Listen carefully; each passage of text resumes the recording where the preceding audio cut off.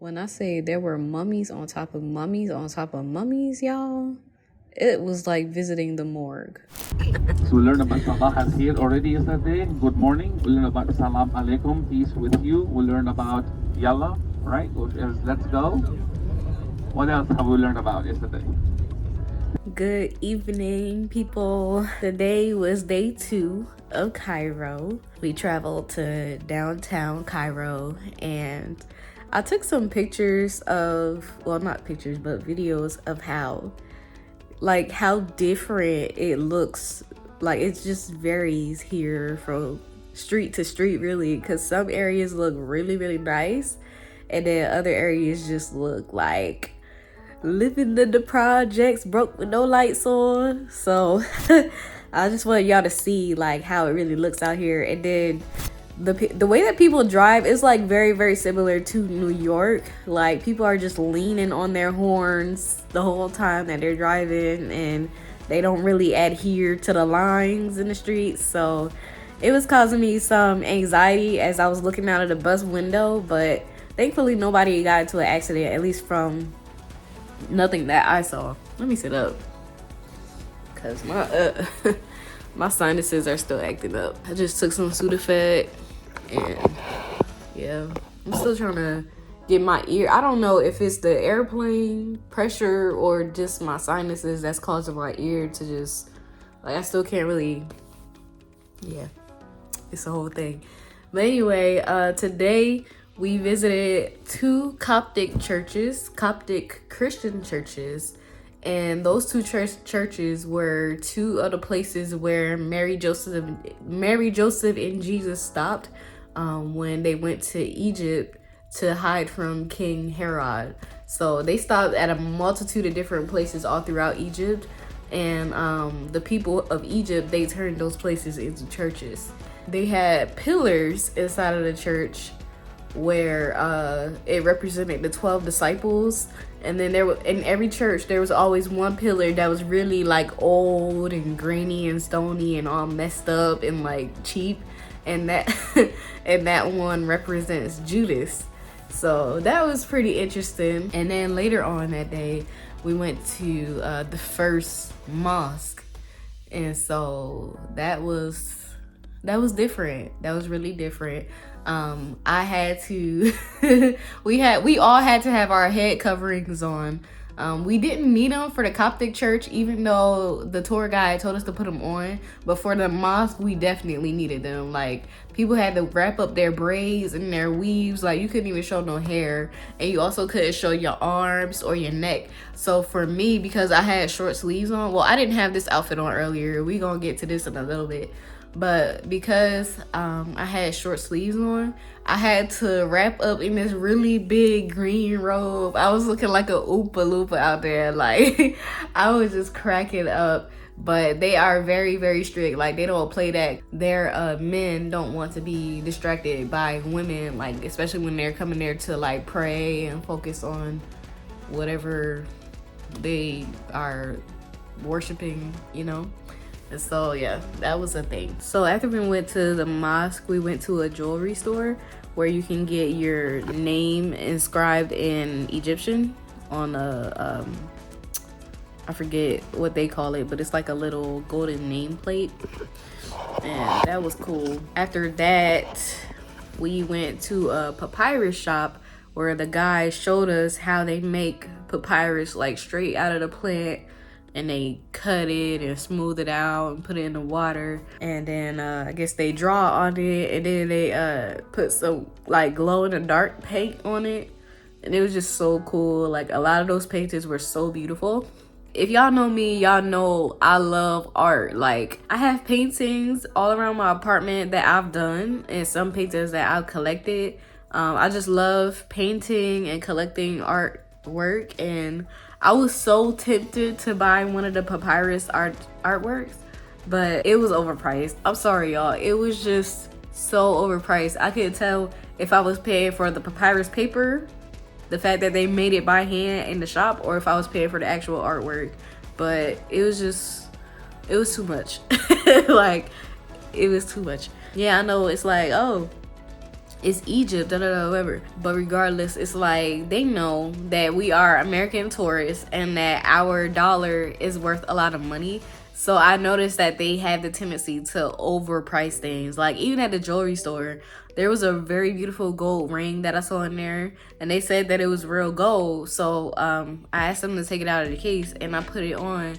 Y'all, that it was just so like lightweight and flimsy, and he said it was $650. I'm like, like Kmart got better rings than this for $650 or less. So y'all not about to get me. So that's the way of life with some of these African places. They are expecting American people to come and just spend all their money, but you got to be smart at the same time and just know and understand what certain things are worth. And I just feel like a lot of that stuff was not worth what they were asking for. I know they trying to pay their rent, everybody trying to get by, but just certain things ain't worth all the money. But I did end up getting some things, some souvenirs for my family and friends, and so I look forward to sending that off to them when I get back. So after that, we had lunch on a boat at a restaurant called Andrea's, and it was so good. Like, so far everything that I've eaten here has been good. Like, it hasn't really been different from American food. They ain't out here serving this weird stuff like, I don't know, cow intestines and camel toes and stuff like that. Like, it's regular chicken and beef and vegetables and stuff like that. So yeah, it was good. I have not been sleeping. I don't know if it's my allergies or if my body is not used to the time change or if it's just simply too hot in here. The hotel room, the thermostat goes down to 18 degrees Celsius. I don't know how much that is in Fahrenheit, but whatever that is, it's not cold enough. Like, my thermostat at home, I put it on 67, and that helps me to not sweat while I'm sleeping. But here, it's like as soon as I fall asleep, I immediately start sweating really bad, and that always wakes me up. So I just keep waking up. I'm just so physically drained and exhausted. I just got done eating from downstairs. Dinner was supposed to go till 11, but they shut it off at 10, so I had to order food at the bar. Luckily, I paid in cash, but they didn't have US dollars, so I actually got Egyptian pounds back. And I think I'm gonna keep them. I'm not gonna give it back. I'm gonna take them back home with me and put them in my photo album. So this is 50.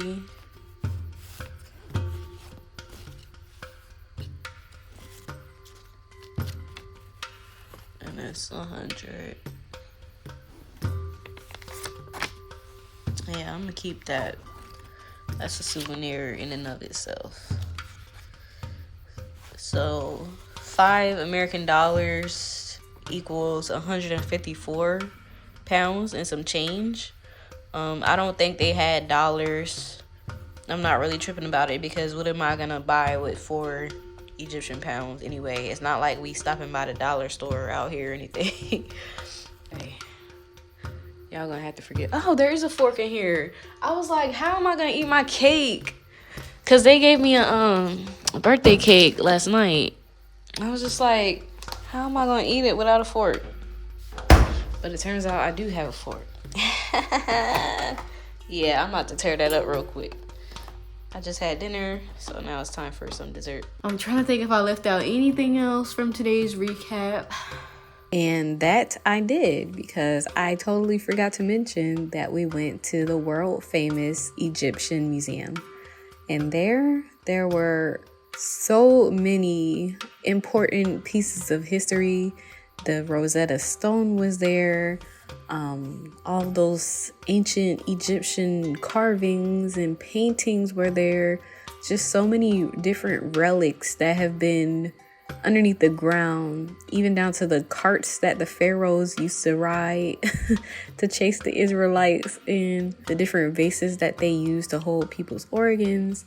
There were real life mummies there. That part was kind of freaky. You had pieces of scroll and text there, like just a whole lot of things, different tools and stuff that they used to do the mummification process. This one is actually King Tut's throne. Yes, this teeny tiny little folding chair that's laced with golden decorations and embellishments. It was super cool. When I say there were mummies on top of mummies on top of mummies, y'all, it was like visiting the morgue.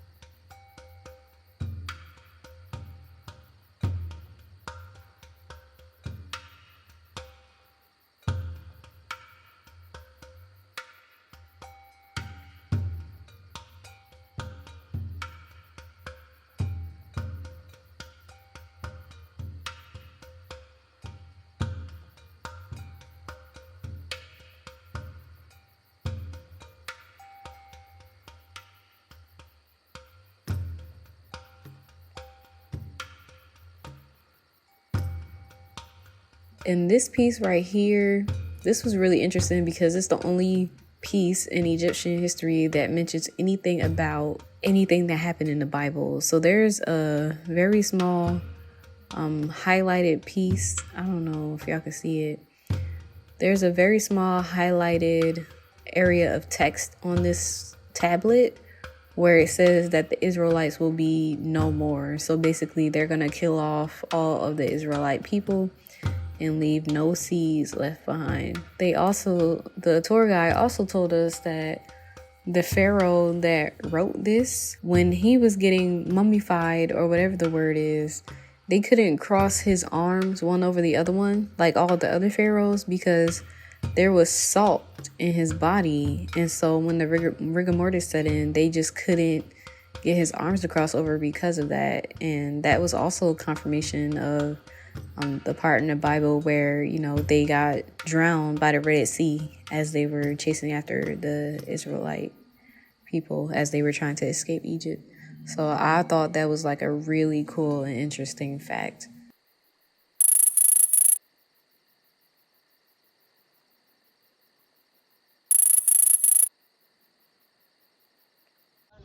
I love you. Love you back. Look in Tanya. You look. No.